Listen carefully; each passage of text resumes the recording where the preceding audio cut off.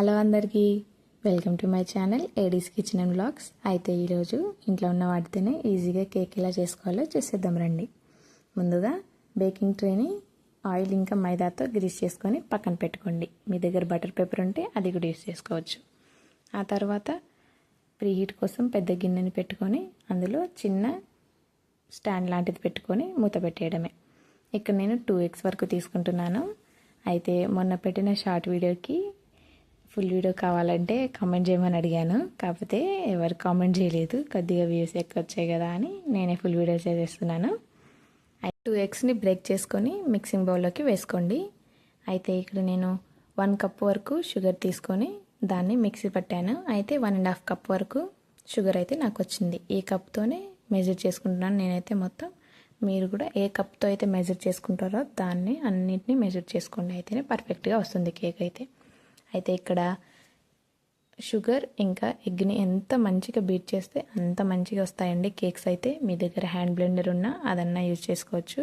కాకపోతే ఒకటి గుర్తుంచుకోండి, ఇక్కడ ఎంత మంచిగా బ్లెండ్ చేస్తే అసలు కేక్ కూడా స్మెల్ రాకుండా చాలా బాగుంటుంది. అయితే ఖచ్చితంగా దీన్ని మంచిగా బ్లెండ్ చేయడానికి ట్రై చేయండి మీరైతే ఫోర్క్ ఉన్న వాళ్ళు. దీని తర్వాత నేను 1 tablespoon వరకు వెనిలా ఎసెన్స్ని అయితే వేసుకుంటున్నాను. దాని తర్వాత ఇంట్లో ఉన్న జల్లితోనే ఇలా ఈజీగా జల్లించుకోవచ్చండి. దీనికోసం సపరేట్గా అవసరం లేదు. ఇక్కడ చూసారా, ఏ కప్తో అయితే షుగర్ తీసుకున్నానో ఆ కప్ తోటే 2 cups మైదా పిండిని అయితే తీసుకుంటున్నాను. నెక్స్ట్ 1 tablespoon వరకు బేకింగ్ సోడా ఇంకా 1 tablespoon వరకు బేకింగ్ పౌడర్ని వేసుకొని జల్లించుకోవాలి. దీని తర్వాత దీన్ని కట్ అండ్ ఫోల్డ్ మెథడ్లో ఒక డైరెక్షన్లోనే తిప్పుకోండి. అయితే చాలా బాగా వస్తాయి లంప్స్ లేకుండా. ఒకటే మెథడ్లో తిప్పడం వల్ల లంప్స్ లేకుండా చాలా బాగుంటుంది. దాని తర్వాత ఇక్కడైతే నేను 1/2 cup వరకు ఆయిల్ తీసుకుంటున్నాను. సన్ఫ్లవర్ ఆయిల్ అయితేనే మంచిదండి, వేరే ఆయిల్ అయితే స్మెల్ వస్తుంది. ఆయిల్తో కూడా బాగా కలిపాక ఇక్కడ దీన్ని కూడా కట్ అండ్ ఫోల్డ్ మెథడ్లోనే కలిపి దాని తర్వాత మిల్క్ని అయితే యాడ్ చేసుకోండి.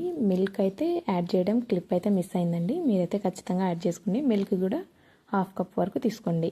ఇక్కడ చూడండి, ఏ కప్తోనైతే 1 cup షుగర్కి 2 cups వరకు మైదా, 2 cupsకి 2 eggs.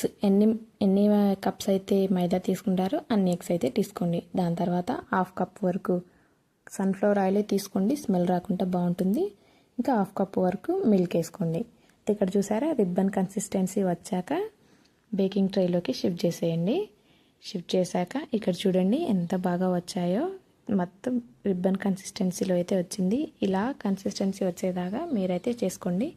ఎక్కువగా ఆయిల్ ఎక్కువగా మిల్క్ వేసేసిన కొద్దిగా మైదా పిండిని వేసేస్తే కవర్ అయిపోతుంది.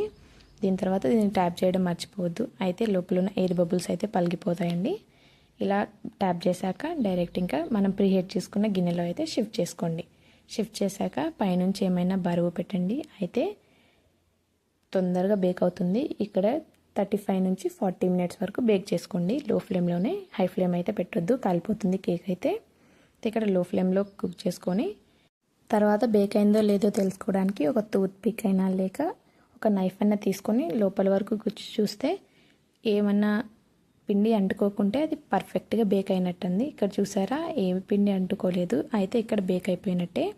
ఇలా చూసారా, బటర్ పేపర్ లేకున్నా కూడా ఎంత ఈజీగా వచ్చేసిందో. ఒక్కసారి ఇలా ట్రై చేయండి. అయితే మీ దగ్గర బేకింగ్ ట్రే లేకుంటే ఇంట్లో ఉన్న గిన్నెని, కొద్దిగా మందంగా ఉన్న గిన్నెని తీసుకొని బేక్ చేసేయచ్చు. అయితే ఇక్కడ చూసారా ఎంత బాగా వచ్చిందో కేక్ అయితే.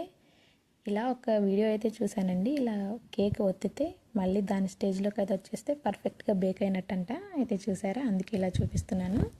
లోపల కూడా చూడండి ఎంత బాగా బేక్ అయిందో. ఒక్కసారి ట్రై చేసి చూడండి. సబ్స్క్రైబ్ చేయడం మర్చిపోవద్దు.